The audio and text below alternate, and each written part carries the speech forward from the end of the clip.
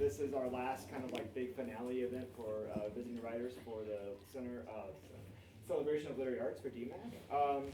And so just to kind of give a quick rundown for the day so we can get started. I'll introduce Ross. He's going to come and read to us for a little bit, and then he's going to open it to audience Q&A. So as he's reading, if he has questions about poetry, essays, process, you name it, Ross will be happy to chat with you about it, right? And we'll probably try to keep it under an hour, so we can have time, if you are so inclined, to get your book signed. So after the reading, we have free books. We have a book of poetry and a book of essays that we're giving out to the crowd, kind of while supplies last. So if you want a free book and get it signed by Ross, get in line and we'd be happy to do so. Cool? All right. So starting today, we have the honor of hosting Ross Gay, who's the author of 4 books of poetry, Against Which, Bringing the Shovel Down, Beholding, which is the winner of the PEN American Literary Gene Stein Award, and Catalog of Unabashed Gratitude, winner of the 2015 National Book Critics Circle Award, the 2016 Kingsley Tufts Poetry Award, and nominated for the National Book Award. In fact, though Ross just got off a plane just a few hours ago, and he came right to our campus, which was a gracious act in itself, for which we're grateful. This isn't Ross's first time at DMAC. Actually, this isn't his first time in this room. This room whose back wall won't open up. Ross has been to DMAC 3 times since the start of our literary festival, and though he's currently in town to be the keynote speaker for Poetry Palooza this weekend, which, little plug, is at Grandview College Friday night and all day Saturday, free, open to the public. Ross will be there, as well as like many other amazing poets, so check it out. Ross actually graciously made special accommodations in his schedule just to come here for us this afternoon, for now his 4th visit to the college. And a 5th, in our punch card, it's free. So just come by anytime, and we'll make it happen. We're overjoyed and delighted by his return since, in addition to poetry, Ross has released 3 essay collections, the Book of Delights, which is the New York Times bestseller, Inciting Joy, and his newest collection, the Book of More Delights. For his insightful observations about noticing beauty in the small things and dedicating himself to the practice of appreciating things that often go unnoticed, Ross has received multiple prizes, including fellowships from the Guggenheim Foundation, Cave Canem, and Red Loaf's Writers Conference. He's also a sports fan and a founding editor of the online sports magazine Some Call It Ballin'. He's also a community activist and a founding board member of the Bloomington Community Orchard, a nonprofit, volunteer-run, free fruit for all, food justice, and joy project. He's also a creative writing instructor or professor at Indiana University, but today he's traveled far and wide to be with us. So let's give him a round of applause. Thank you. It's good to see you all. How you doing? Good. I'm going to read, I think when I was here last time I read something new. So I'm going to read some new things, which are totally ridiculous. I've been writing, this dog came into my life, a dog named Gussie. And I have been writing these plays where there's a character named man or person and a character named dog. We'll see how that goes. But I'm going to start off with this book called, a little bit from this book called Beholding. So Beholding is a book-length poem. It focuses entirely on a move in the 1980 NBA Finals by Dr. J. How many of you know who Dr. J is? Okay. So for those of you who don't, you probably know who Michael Jordan is. And Michael Jordan, I think you could say, is a descendant of Dr. J in stylistically and other things. Is that correct?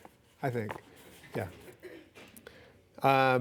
Anything else you need to know about this? You might not catch everything because it's a little bit generational, but maybe not entirely.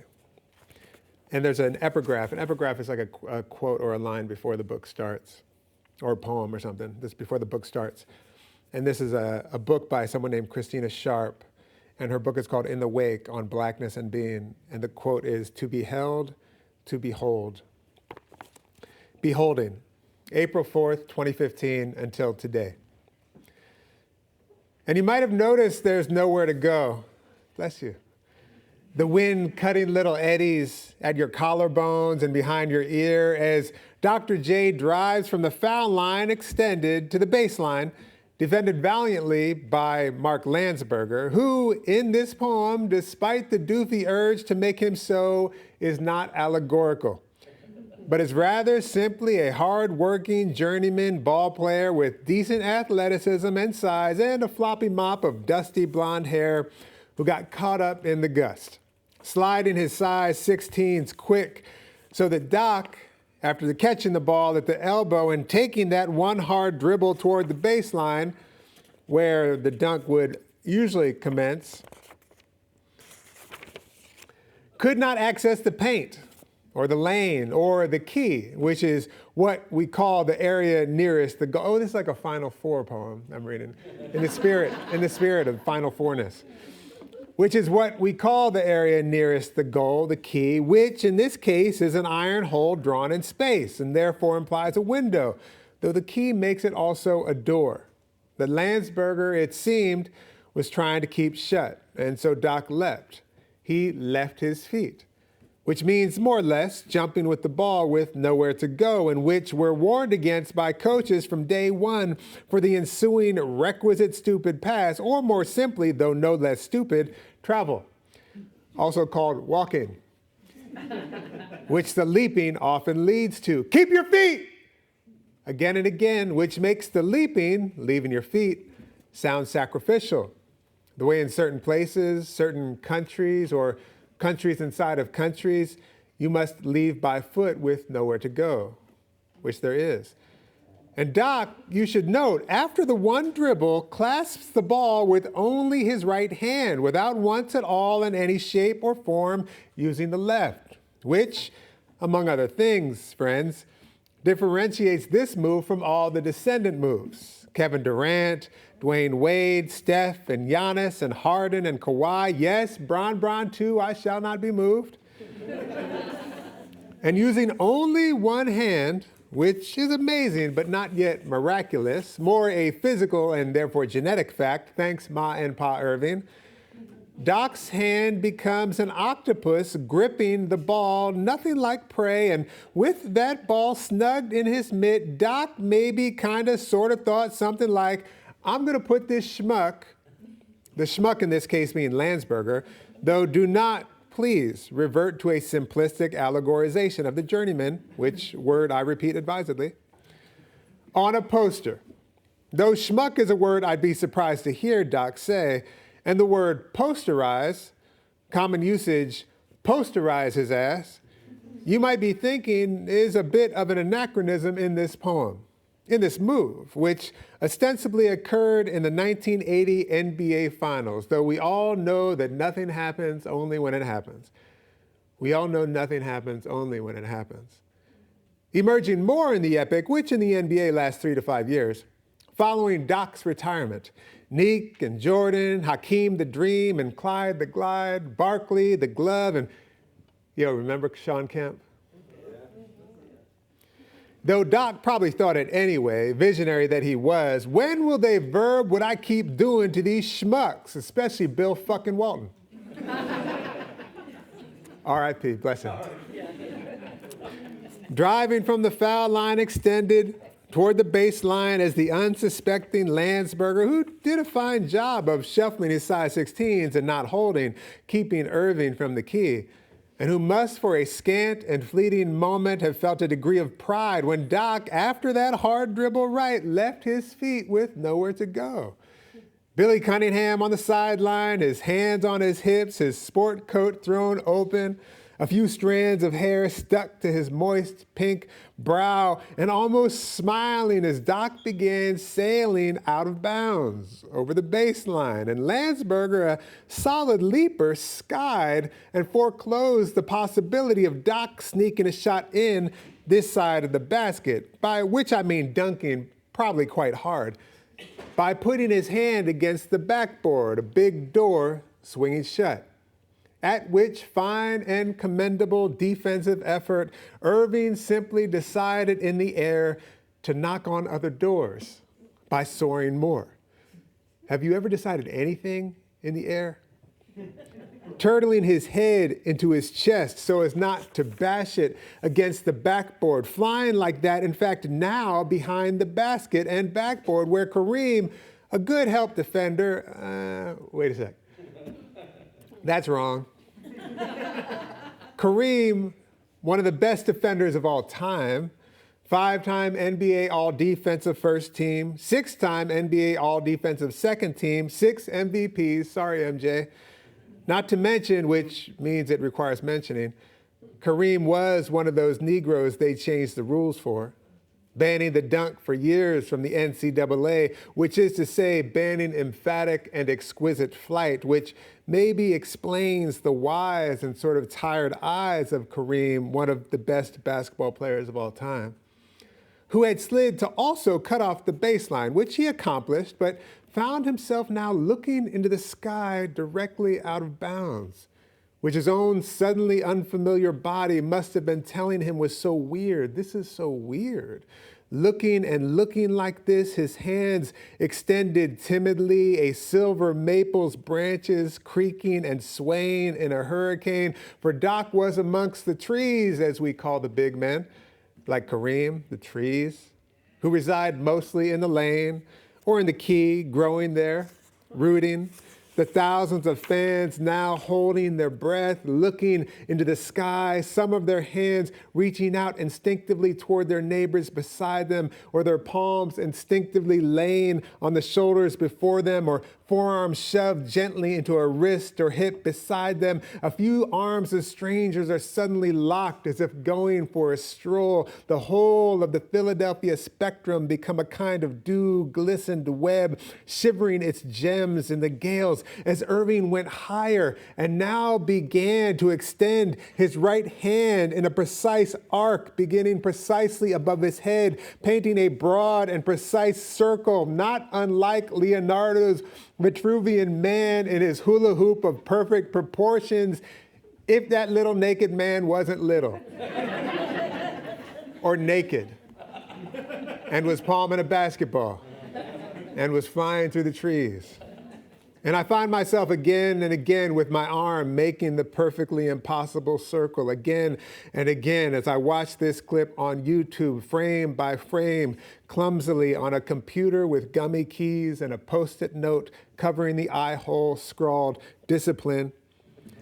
On April 5th, 2015 at 1:48 a.m. again and again thinking, what am I looking at? What am I seeing?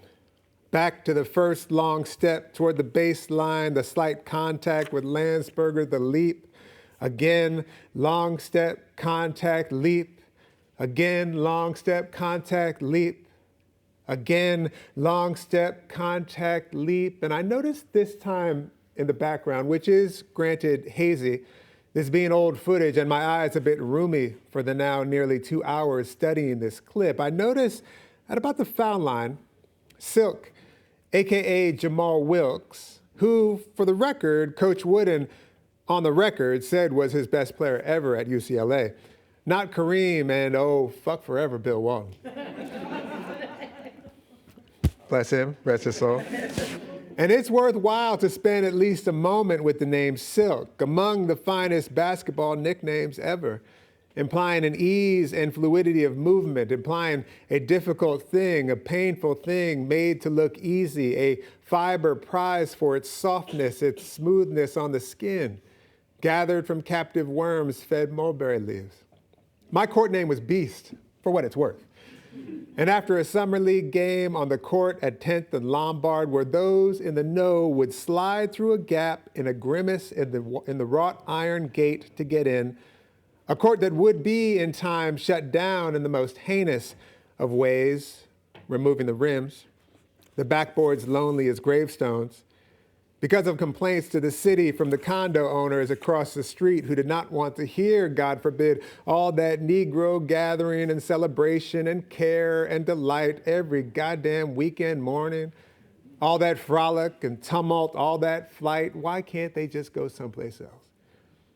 A slightly older opponent told me, holding my hand and shoulder and pulling me close, he was holding me, beneath the stately oaks overhanging the court, looking kindly down on us and time to time blocking a high arcing shot and wishing a leaf or two upon the ex-ballers on the sidelines, reading the Philadelphia Inquirer, sipping coffee, debating and laughing or acting stupid like refs making calls. Oh yeah, he walked his ass off.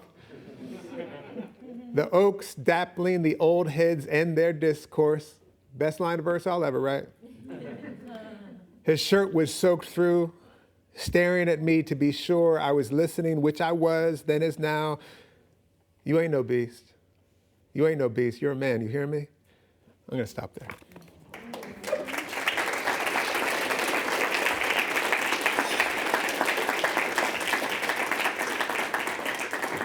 Thank you. And I'm going to read maybe a couple of these. Here's another basketball essay. Here's a basketball essay. So this is a book called The Book of Delights. One day in 2016 or 15, 16, I was walking around and having I was in a moment of delight. I was having a nice day, a nice moment. And I caught myself. I was like, ooh, this is nice. I should write a little essay about it. And then it occurred to me, that's wrong. It occurred to me. Something blew through and said, do it every day for a year. Write a short essay every day for a year about something that delights you. So that's what this is. I didn't write them every single day, but I wrote them a lot of days.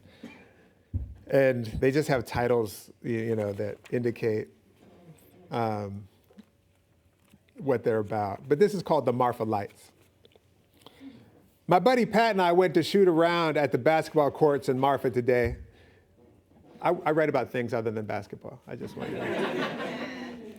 We were warming up, shooting 12-footers or doing slow spin moves and crossovers when a young guy from the other side of the court swaggered toward us, holding a ball on his hip, the light gleaming in his earrings, and he challenged us to a 2-on-2, pointing his thumb to himself and back to his buddy who was draining threes from the corner. We agreed and went on to kick the shit out of them 21-0. That's a horrible figure of speech. I leave it in only to say the violence we so easily speak. We got more baskets than they did. That they were only 12 years old is irrelevant, given as this was their home court. And they even had a crowd watching. A little girl who, when one of the kids shouted to the guys, "They're kicking our butts," said, "Yeah, I hope so. They're grown men."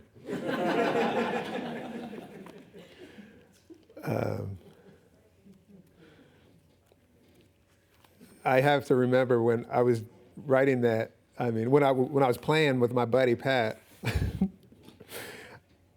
he at some point was like, "Yo, maybe you should let them score." These 12-year-olds. Couldn't do it. I couldn't do it. Everyone knows you can go on a run, Anyone can go on a run. This is called Nicknames. I'm writing in a notebook with the words "pay attention" on the front of it, which is a cousin to another notebook in my bag with the words "pay attention, motherfucker." Both of them printed on a Chandler and Price letterpress that I co-own with my friend, which I have yet to see, for it is lodged in a print shop in Lubbock, Texas. My beloved co-owner pal, which makes him a kind of spouse, I suppose, who gifted me these delightful notebooks, is named Boogie, or Boogs, and was so named by me, one of my greatest literary achievements. Boogie, or Boogs, might not be the first name you'd assign to Boogie, or Boogs, for a number of reasons. Perhaps the most significant of which is that he has definitely not spent a lot of time dancing, boogieing, which you might ascertain from his appearance, which would be a wrong thing to do, though you'd be right. This is one of the reasons Boogie, or Boogs, is such a great nickname. It's a kind of curveball that has, with much repetition, become utterly natural. And his Christian name, his government name, Curtis, has come to seem awkward and clunky, kind of Lutheran, kind of curt. It's a clothesline of a name, really, the football kind. Another reason I love this nickname and have now come to love how much I love this nickname is because Boogie doesn't know that every time I say his name, I am also invoking the great and similarly nicknamed L. Boogie, or Lauryn Hill, whom I'm guessing wrongly, probably rightly, Boogie has never boogied to. Boogie calls me salpicon, which he tells me means sizzle, which I think fits. Though it would be a safe assumption, given my own delight, that the nickname Salpicón might afford Boogie some similarly pleasurable ironic association, which I don't need to know about. I've shortened my nickname to Picón, whatever that means. Anyway, I love nicknames. They delight me.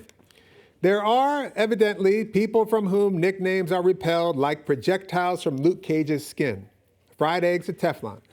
My friend Patrick is one of them, though the simple Spanishification of his name, Patricio, time to time, among some of us, is one that has endured, sort of, time to time. Drop the pa, jiggle the spelling, and it might be a good, sticky name, Tricio, one that in a generation or two might become associated incorrectly and beautifully, and so correctly, with something to do with trees, with something arboreal. How delightful is that? I happen to be a bit of a nickname magnet, and I've been assigned the following aliases: Bizquick, Biz, Raheem the Compassionate, Beef, Beefy, Big Man, Biggs, Biggie, Big Lil Big, Big Papa, the Big Gay, Bones, Baby Boy, Baby Gay, the Baby, Booger, Beast, Sammy, Saucy, Saucy, Sauce, Saucy Pants, Dr. Sauce, Dr. Hot Sauce, Doc, the Doctor, Tall Lady, Tall Drink, Wave, Autos con Pollo, Ross the Boss, the King of Applesauce, Roski, Snozzer, Six, Sace, Unky, Daddy, and several others too lewd or private to share. I don't know exactly what nicknames mean, though a quick reading of mine and the abundance of the B sound, that babiest of sounds, makes me think it might be primal. I know that I rarely call the people I love by their names. I call them, if it's okay with them, by the name I have given them. I wonder if this means I think of my beloveds as my children. That seems very patronizing, especially because I mostly don't give them money. But on the other hand, how lovely all my mothers, all my babies.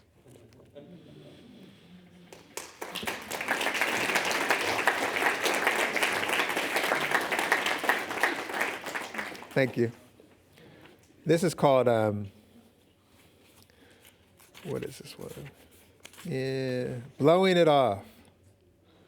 Let's see. When I began this gathering of essays, which, yes, comes from the French essayer, meaning to try or to attempt. This is the thing that I think a lot of people don't know, especially young folks writing essays. Essays, the word essay means to attempt or to try. You know that? Isn't it great? Yeah. I planned on writing one of these things, these attempts, every day for a year. When I decided this, I was walking back to my lodging in a castle, delight, from 2 very strong espressos at a cafe in Umbertide, delight, having just accidentally pilfered a handful of loquats, the fruit, from what I thought was a public tree, but upon just a touch more scrutiny was obviously not, delight, and sucking on the ripe little fruit, turning the smooth gems of their seeds around in my mouth as wild fennel fronds wisped in the breeze on the roadside, a field of sunflowers stretched to the horizon, casting their seedy grins to the sun above, the honeybees in the linden trees thick enough for me not only to hear but to feel in my body, the sun like a guiding hand on my back saying everything is possible, everything. My mother, who has not always been keen on praise, has these days, for some reason, been praising my discipline. Maybe it's because I have a kettlebell practice, or I never eat bacon. But since she said it, and she's my mom, I tend to think it must be true. The first essay, or try, or attempt that I skipped was on day 4 of 365. Believe me, I had good reason for blowing it off. I can't remember it now, but it was convincing. Probably I got tired and I thought, I'll just write 2 tomorrow.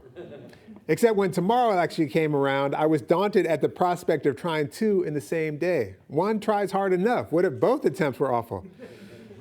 I'm dramatizing what was probably the minutest chatter in the Siberia of my mind. So deep, I doubt I even heard it. Or instead, perhaps I quickly revised my position to regard the occasional lack of discipline, let me call it failure. No, let me call it blowing it off, into a delight. Rather than putting Ross on the rack and whipping him with a cat o' nine tails, what is that? And pouring alcohol all over the wounds, antiseptic? And then flicking matches at him and telling him to dance, you lazy, worthless goat turd. Are you asking me how you can be on the rack and dance at once? Me too. I decide, despite all the disciplinarians breaststroking the slick and gooey folds of my noggin, double fisting sickles, swing it at anything that looks too glad, to just blow it off.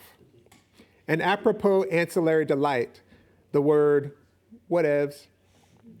I was probably absent 5 times in 13 years of primary school, despite having had 2 surgeries and pretty serious asthma, breaking a few bones, and not infrequently falling hard on my face.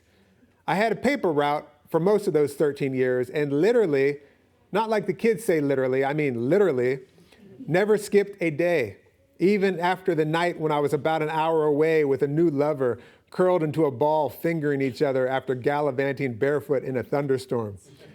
And I would have rather died than miss basketball practice, the first part of which I did, in fact, miss 2 days before the playoff game against Upper Merion, where I had to be prepared because they had a big old bruiser in the post, and we won by 7, but still.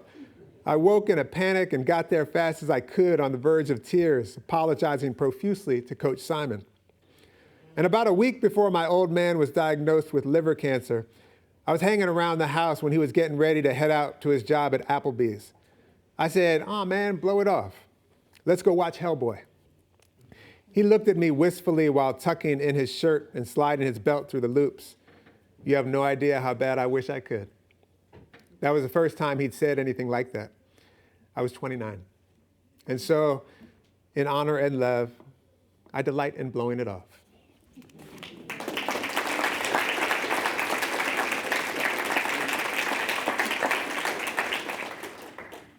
And let me read a couple of these plays. I just got, I love typewriters, and I started writing these things on typewriters. Do you know what a typewriter is? You made a face. And it's so fun, because if you don't know how to type on a typewriter, you don't type well. You have to be I think probably 60 or older to be good at it, So anyway, this is man and dog. Man walks by, followed by dog, several times. Oh, there's a cat too. Through the living room. Cat sits on the arm of a chair near the fire. Cat to person. Don't you get tired of him following you around like that? Human to cat. A little bit, yeah. Cat. I sure as fuck would. Human, I bet. I know. Dog. I'm right here.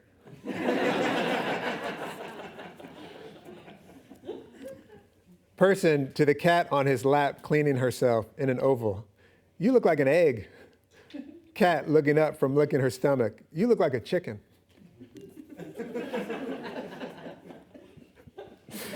I don't know. A dog with his person is pissing on dog shit, not his. Person, dude, why are you pissing on a shit? Dog says, dude, why are you speaking person to a dog?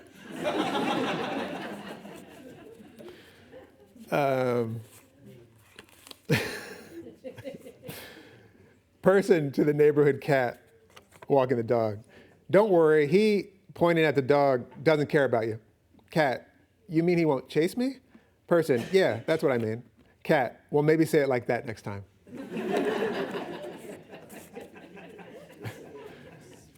Person, when's the last time you pissed? Dog pissing, 12, 13 hours? Person, it's amazing. How do you do it? Dog pissing again. You mean like exercises? Person, I don't know, I guess. Dog pissing again. You mean like Kegels? Person, yeah, maybe. Dog pissing again. It's more spiritual.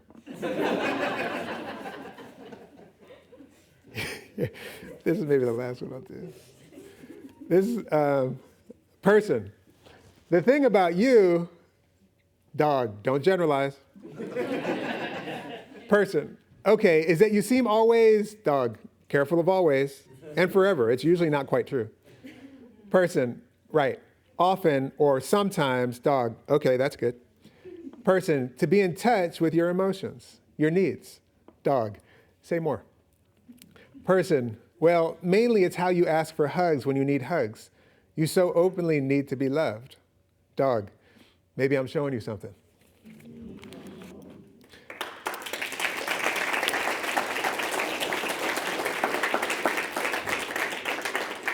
All right, thank you. That was neat to hear them out loud to people who don't owe me anything. I'm going to read 2 more poems that we talked about. Ode to Buttoning and Unbuttoning My Shirt.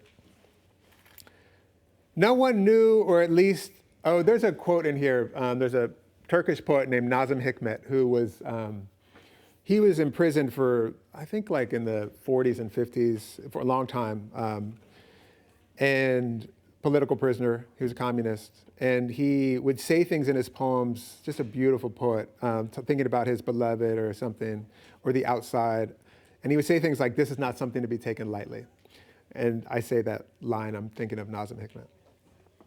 Ode to Buttoning and Unbuttoning My Shirt.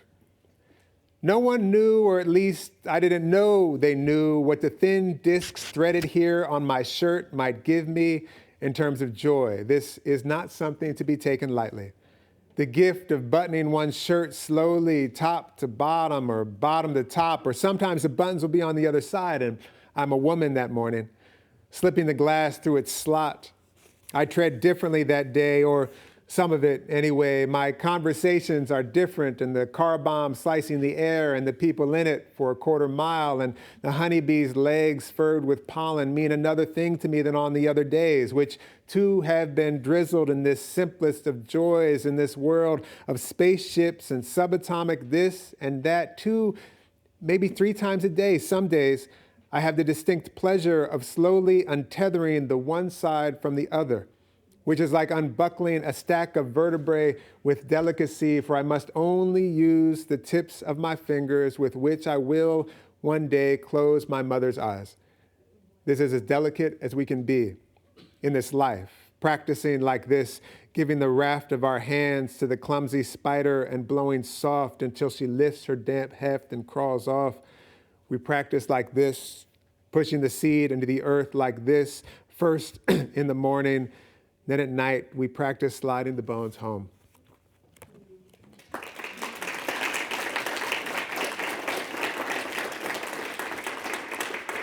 Thank you.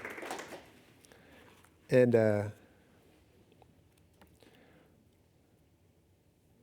this one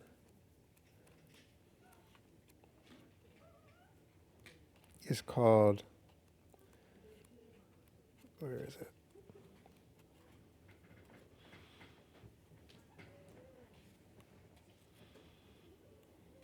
To my best friend's big sister. One never knows, does one, how one comes to be standing most ways to naked in front of one's pal's big sister, who has, simply by telling me to, gotten me to shed all but the scantest flap of fabric and twirl before her like a rotisserie chicken, as she observes and offers thoughtful critique of my just pubescent physique, which is not a thing to behold. What with my damp trunks clinging to my damp crotch, and proportion and grace are words the definition of which I don't yet know, nor did I ask the many-skirted scientist sitting open-legged and now shoeless on my mom's couch, though it may have been this morning while chucking newspapers I heard through the Rob bass and DJ Easy Rock pulsing my Walkman, a mourning dove struggling, snared in the downspout's mouth, and without lowering the volume or missing a verse, I crinkled the rusted aluminum spout enough that with a little wriggle it was free. And it did not at once wobble to some power line, but sat on my hand and looked at me for at least one verse of It Takes Two, sort of bobbing its head and cooing once or twice before flopping off, but that seems very long ago now as I pirouette my hairless and shivering warble of acne and pudge burning a hole in the rug as Big Sis tosses off Greek and Latin words like pectorals and gluteus maximus, standing to show me what she means with her hands on my love handles, and now I can see myself trying to add some gaudy flourish to this memory to make of it a fantasy, which is why I linger, hoping to misrecall the child, me, make of me someone I wasn't, make of this experience the beginning of a new life, gilded doors kicked open, blaring trombones, a full beard, Isaac Hayes singing in the background, and me thundering forth on the wild steed of emergent manhood. But I think this child was not that child. Obscuring as he was his breasts by tucking his hands into his armpits and having never even made love to himself yet, was not really a candidate for much besides the chill of a minor shame that he would forget for 15 years. One of what would prove to be many such shames, stitched together like a quilt, with all its just legible patterning, which could be a thing heavy and warm to be buried in, or instead might be held up to the light where we see the threads barely holding, so human and frail, so beautiful and sad and small from this remove. Thanks.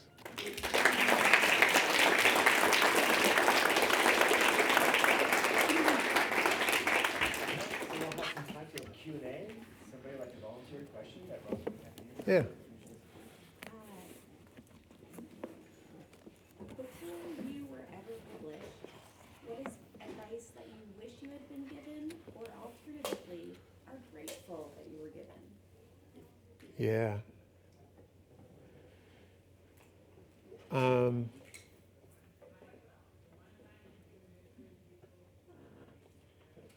This is approximately like an answer. I was really lucky to be find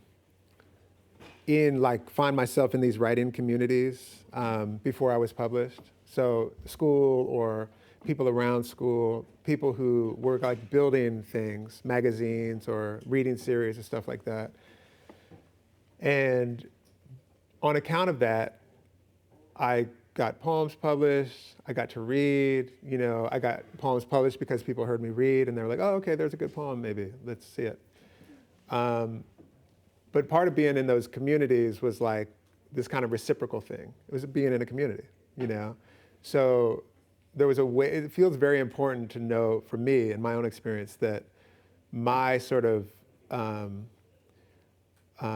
celebrating and shouting out and cheering other people's events, stuff, publications and all that, very much coincided. It was just like, it was all of us, good things, nice things were happening for all of us. So that's my way of saying, like, it feels like being in a community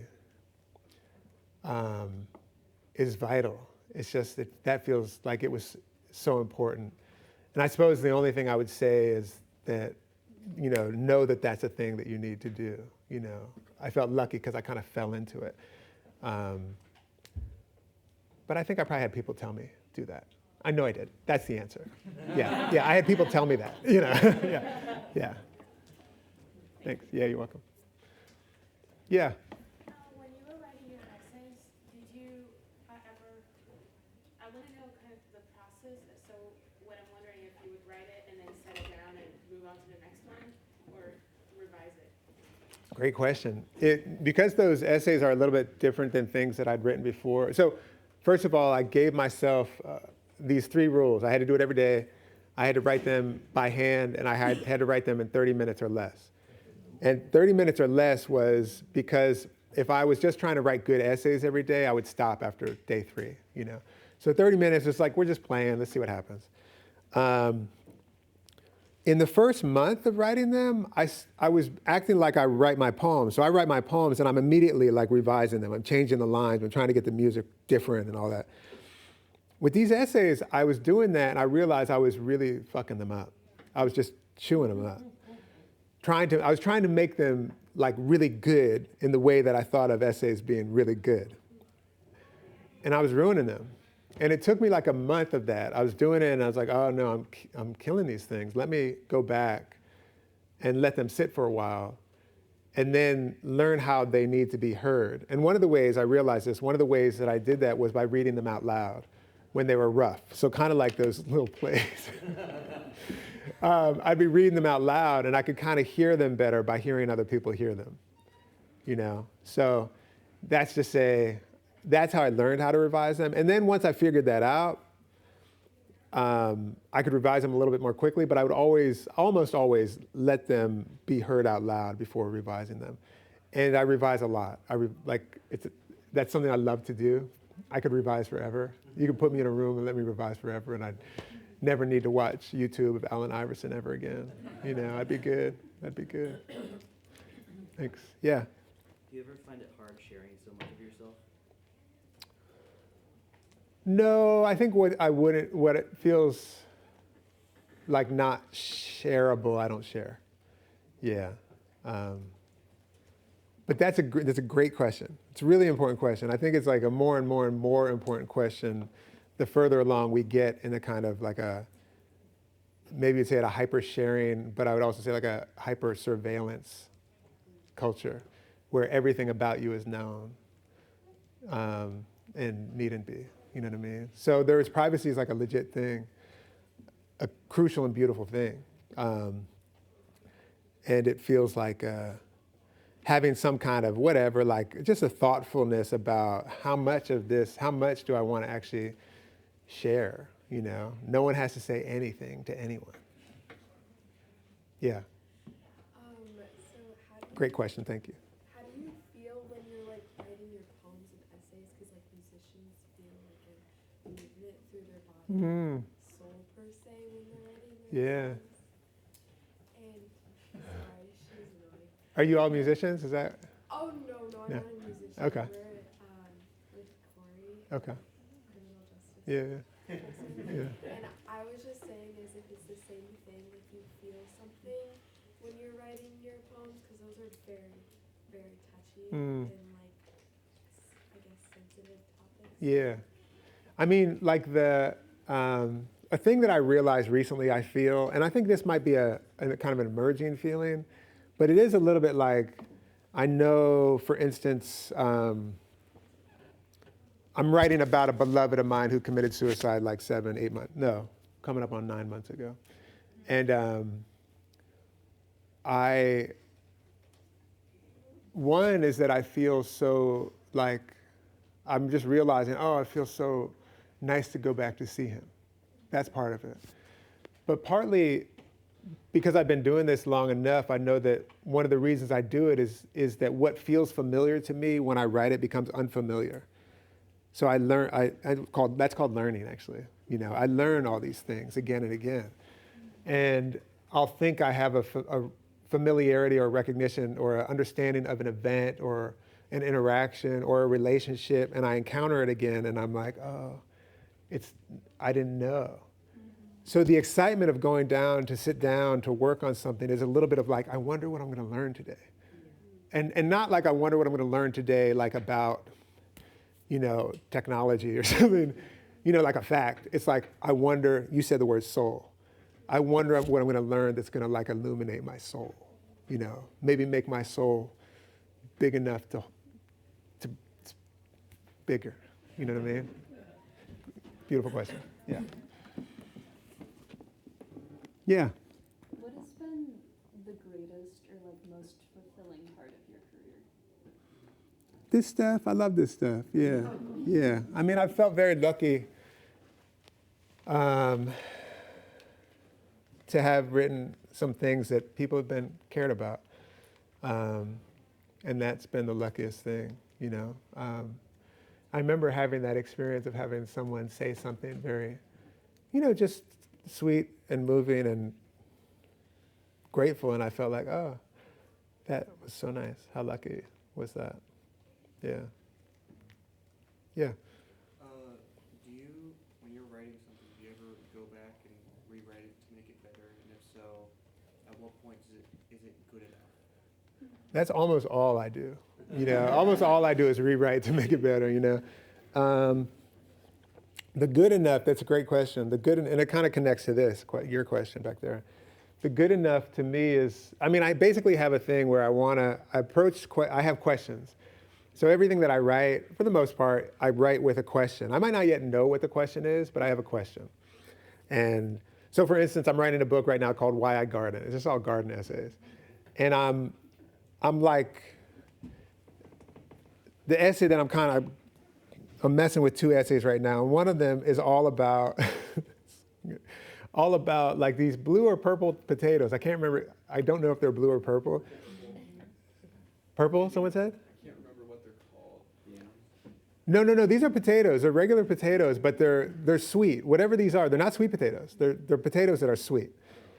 And I realized that I was like thinking about these potatoes, or every time I'd eat the potato, this is a really digressive answer to your question. Every time I'd eat the potato, I'd be like, holy shit, it's sweet. And then I'd eat it again, and I'd be like, wait, it's sweet. And I'd make my partner like have a bite, whether or not she wanted to. And she'd be like, yeah, it's sweet still, you know? And again and again and again. And there was like, I was like, oh, I was doing this for like months, and it was sort of like, oh, all right, like, what am I trying to get at? Am I just like talking about how delicious this thing is? Then I was like, no, I think there's some relationship between beauty and doubt. Like things that we find astonishingly beautiful, there's some element of doubt, and the doubt might be something like, how is this possible? Or is it so? And it might incline us not only to like sniff the magnolia leaf like 5 times, bullshit.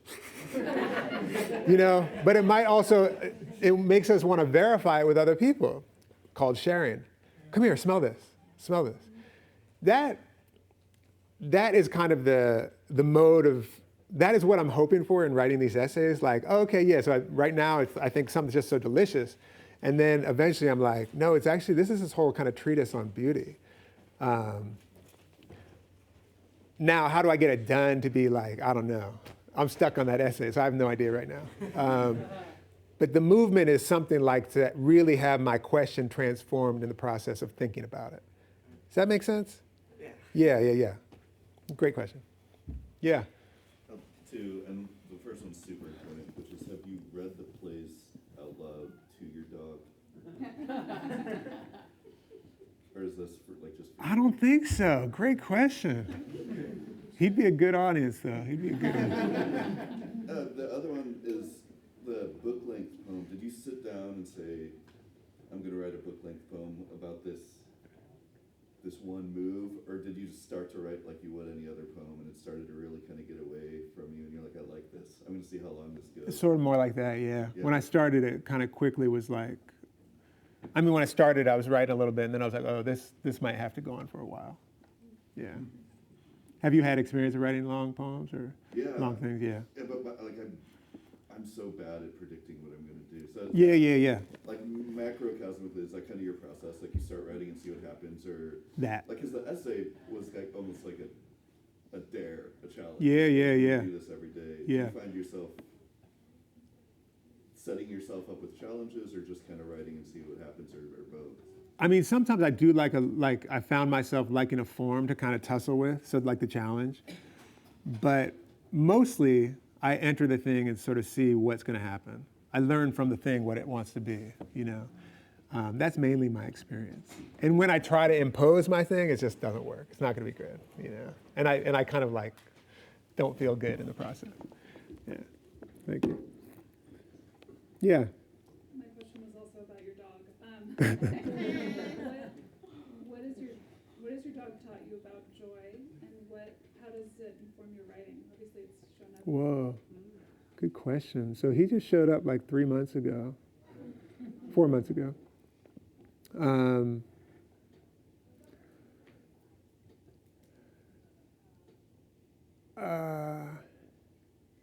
Maybe I have another one that I can read, sort of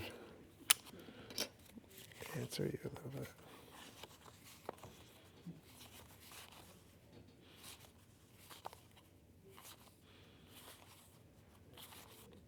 Oh shoot, I can't remember it. It's basically like the person's kissing this dog like 1,000 times. And the person says, does it start to feel kind of molesty?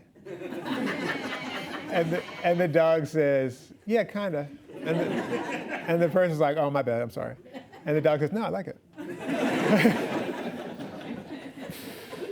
But I mean, one thing is like, I mean, what everyone says about dogs is that they're just like glad to see you and all that stuff is just lovely and beautiful. But there is something about like, I don't know how to answer that question yet. I'm not a parent, you know, I have stepkids, but I'm not a parent like that.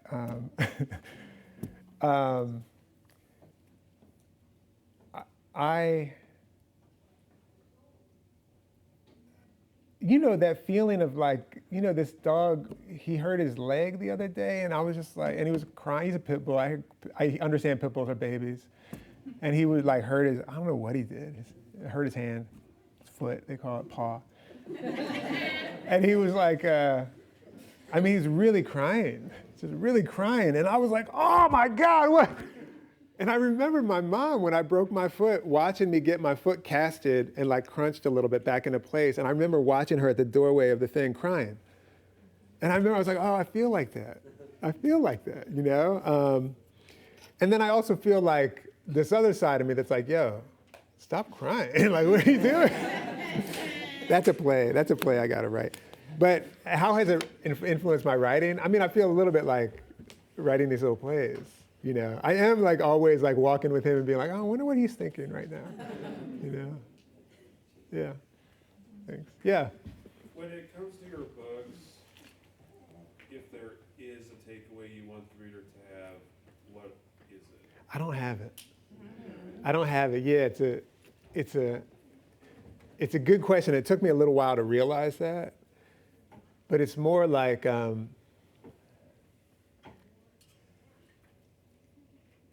I think it's more like I have a set of questions that I'm hoping to offer to someone. And in a way to offer it to their set of questions. Like I understand now that a book like the Book of Delights, which is really about studying what you love in a way, studying and sharing what you love. I understand to some extent what some of the takeaway is now. And some of that takeaway might be like, it might incline other people to do the same thing. But I didn't have that, like, that wasn't in mind. I was more like writing these essays. I thought it'd be good, be interesting.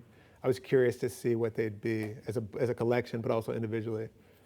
But generally, I'm sort of trying to write these,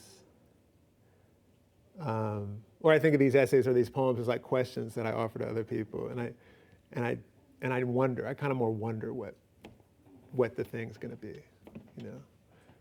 Do you write? Are you a writer? A little bit. Yeah. Do you have that sense of like? Yeah, I can never really separate myself from the notion of if someone's taking the time to read what I'm writing, I have to make sure they leave with something they didn't have before. Yeah. Which they're always going to. Right. They're always going to. But yeah, that's a beautiful, really beautiful, generous way to think of it. And I think I probably agree with that. That's such a great question. It could go on for a long time, because in a way I sort of think like, and this comes back a little bit to your question about how, you know, something's done or whatever. Partly what I'm trying to do is write things that I find really beautiful. And in finding them, that's kind of the barometer or the metric. If I find it beautiful, I think someone else might find it something, you know, maybe some people find it beautiful. Or it might be something to take away. They might have something. But the beauty, I think, partly of the beauty is to come back to that questions thing. It is that sort of like, the beauty is a kind of evidence of those questions.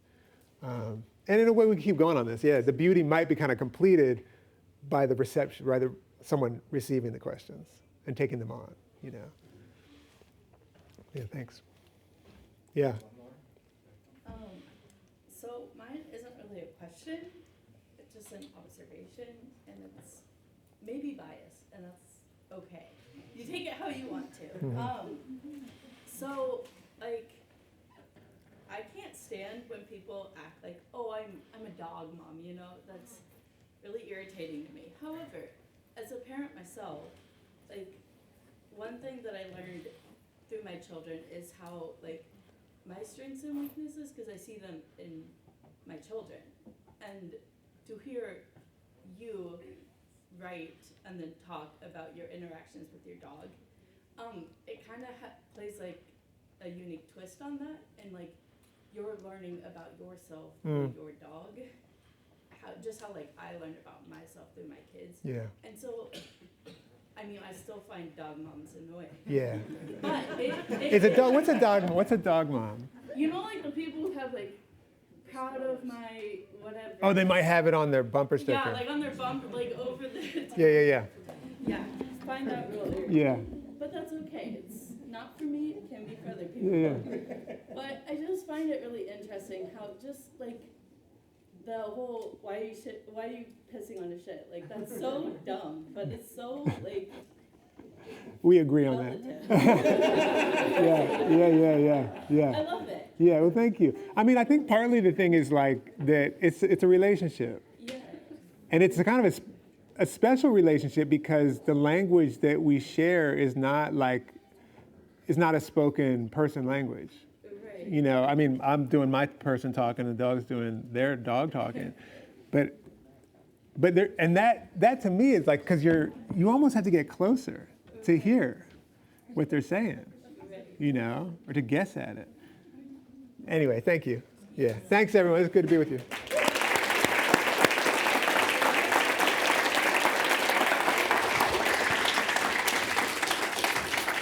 All right, if you're so inclined, we are going to set up a table here and also sign some books. The books will be available on the table as you come and approach. So we'll probably start the line here.